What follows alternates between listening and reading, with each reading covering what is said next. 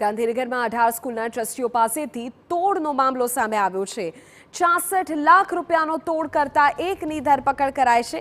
RTI activist Mahendra પટેલની ધરપકડના સમાચાર મળી રહ્યા છે। વિવિધ શૈક્ષણિક સંસ્થાઓ પાસેથી આરટીઆઈ દ્વારા તોડ માંગવામાં આવતો હતો।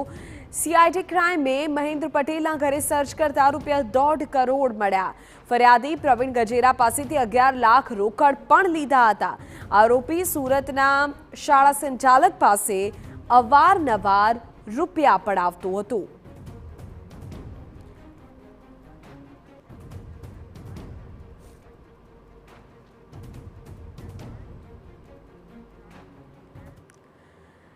तो आखी घटनाने लईने વધુ વિગતો મેળવવાનો પ્રયત્ન કરવો છે। અમારા સંવાદદાતા વધુ જાણકારી સાથે આપણી સાથે જોડાઈ ગયા છે। યુનુસ અમારા સંવાદદાતા જોડાઈ ગયા છે। યુનુસ, પ્રશ્ન એ છે કે 66 લાખ રૂપિયાનો તોડ, આ મામલે શું એક્શન્સ અને શું વિગતો અત્યારે પ્રાપ્ત થઈ રહી છે? ગાંધીનગરના સેક્ટર 2 માં રહેતા મહેન્દ્ર પટેલનું કામ જ આ છે કે શાળા સંચાલકો વિરુદ્ધ આરટીઆઈ કરવી, જે શિક્ષણ વિભાગ છે અથવા જિલ્લા શિક્ષણ અધિકારીની કચેરી છે તેમાંથી વિગતો મેળવવી અને ત્યારબાદ તેઓને બ્લેકમેલ કરવા। લાંબા સમયથી આ બ્લેકમેલની પ્રવૃત્તિ મહેન્દ્ર પટેલ દ્વારા આચરવામાં આવતી હતી।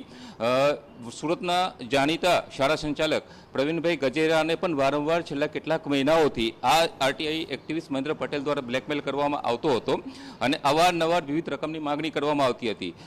કંટાળીને પ્રવીણ ગજેરા દ્વારા ઉચ્ચ સ્તરે રજૂઆત કરવામાં આવી હતી અને આ મામલાની તપાસ, પ્રાથમિક તપાસ સીઆઈડી ક્રાઇમને સોંપવામાં આવી હતી। જે પ્રાથમિક પુરાવાઓ હાથમાં લાગ્યા તેના આધારે સીઆઈડી ક્રાઇમે ગુરુવારે ગુનો દાખલ કર્યો હતો અને ત્યારબાદ જે મહેન્દ્ર પટેલ છે તેની ગઈકાલે રાત્રે અટકાયત કરવામાં આવેલી છે।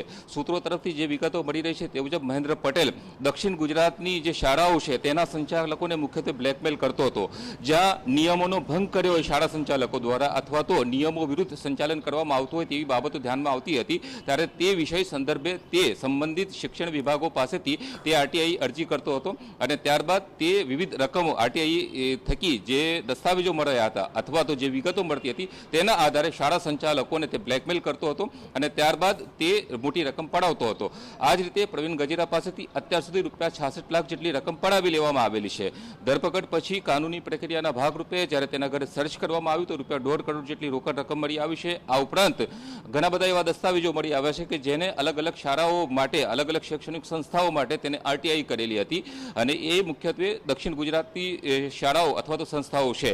આ અંગે હવે સીઆઈડી ક્રાઇમ ગાંધીનગર દ્વારા મહેન્દ્ર પટેલની વિગતવાર પૂછપરછ શરૂ કરવામાં આવેલી છે અને તે કેટલા સમયથી આ પ્રકારની પ્રવૃત્તિઓ કરતો હતો, અત્યાર સુધી કેટલા શાળા સંચાલકો અથવા તો અન્ય વ્યક્તિઓને બ્લેકમેલ કરી છે, તે તમામ બાબતોની તપાસ શરૂ કરી છે।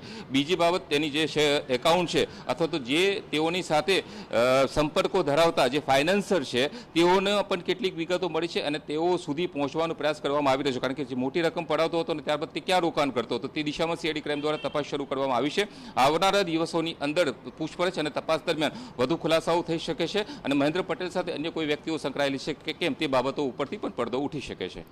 બિલકુલ યુનુસ, આગળ પણ આપણી પાસેથી અપડેટ મેળવીએ છીએ। તો જે પ્રકારે મારા સંવાદદાતા આખી ઘટનાને લઈને પૂરી વિગતો આપી રહ્યા છે, જોવાનું રહેશે